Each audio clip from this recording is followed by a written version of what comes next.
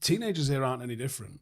A lot of them may be stuck on a phone because they've not got that purpose on. They haven't found something to keep them busy, because once they are busy, and I think it links in with self-esteem a little bit as well, and maybe that's what the cadets are getting. But even if it wasn't through the cadet force, if it was through sport or through art or whatever it was that they chose to dedicate their time to rather than TikTok, they'll get real dopamine, even if it was fitness. Yeah. Whatever it is, I think you can, if you give yourself and find yourself some sort of a purpose and follow it to the point where people ask you if you're off your nut, it's probably a good thing, I imagine. Yeah, yeah. And it's like, you know, as you point on sports, athletics, the athletics program within the UK is so successful because it gives them that focus and drive, and it's quite cheap. You know, they don't have to, like, I went off and decided I was going to be a skier. That wasn't cheap. But I had everything second hand and I was on a plastic slope. But getting a pair of trainers and running, or going to a boxing gym. So boxing's incredibly, you know, most towns, cities, even villages will have a boxing gym, and that gives you amazing focus and fitness and, you know, a bit of anger management. Discipline. Definitely discipline, because it's hard as hell, isn't it? And martial arts, for that matter. You know, martial arts are another escape. I mean, and handy as well in this world. So. You think about, there's not a lot of consequences for gobbing off. There's not a lot of consequences for talking shit on social media. You say what you say and you keep it moving. They're never going to come round and knock on your door. Maybe. But if you was to gob off to your boxing gym instructor, there's probably real consequences in the next 35 seconds that you might not like. And I think that's very useful tool to learn. So I think it's useful to be manhandled and not necessarily be beat up, but be beat up. Like to know that there's people out there that can do these things to you, and it's gonna make you think twice before you do gob off. Yeah, and also it gives people. The thing is with the organisations and stuff, you know, youth organisations and clubs, the kids want to go there.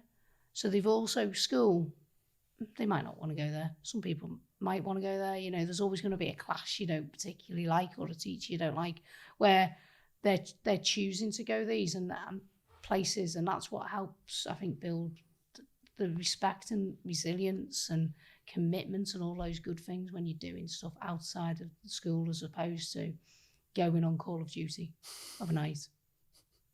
What's next for you, Gina? So Everest, obviously not the Everest.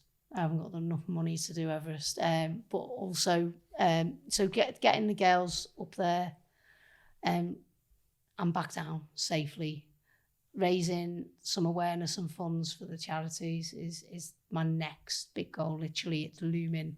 And after that, I'm supposed to not be doing anything, but after that, I've got nothing this year planned. I've got an idea for next year's sort of challenge, and in the veteran community, I'm trying to sort of still be the voice, still help the charities that I'm working for. So I'm an ambassador of Woody's Lodge, which is an amazing charity. I actually don't know much about Woody's Lodge. So Woody's Lodge is the biggest veterans and emergency services charity in Wales.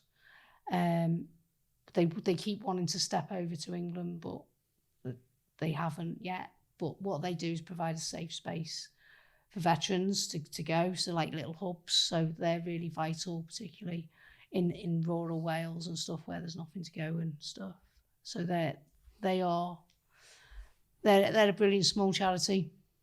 I'm still obviously going to be with the Cadet Force, involved with Purple Warriors, which is a veterans dragon boating team, which again is just a small charity that's a sense of community that helps the people within it, getting out, sport and fitness, camaraderie.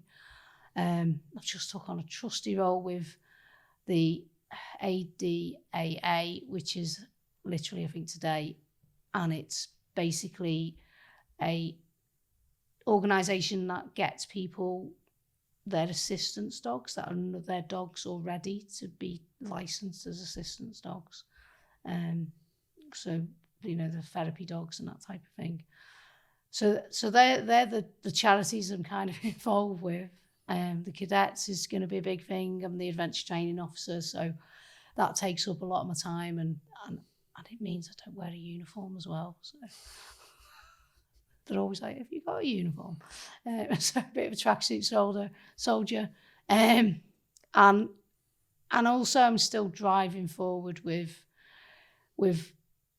my campaign, which came to a bit of an end because of the government change. I was trying to get veterans to have free gym memberships or at least subsidised. So, as you know, we all like fitness. Mental health improves, your physical fitness improves, it stops illnesses and ailments, not only mental health. But some veterans can't afford it, or if they can afford it, it'd be nice if they got a discount. And I think if students across the whole country get a discount when they haven't, no offence to students, served the country yet, then why aren't the gyms offering memberships? And I was getting a bit of headway with Johnny Mercer. He was quite behind it, but since Al Khan's got in, he's been really busy, and I haven't managed to. I've been in the room with him, but I've not managed to pin him down to see what we can do. But I guess I'm going to be coming for him next year. Stand by, mate. Yeah. In 5 words, how would you like to be remembered? That's a difficult one. Hopefully that I'm kind.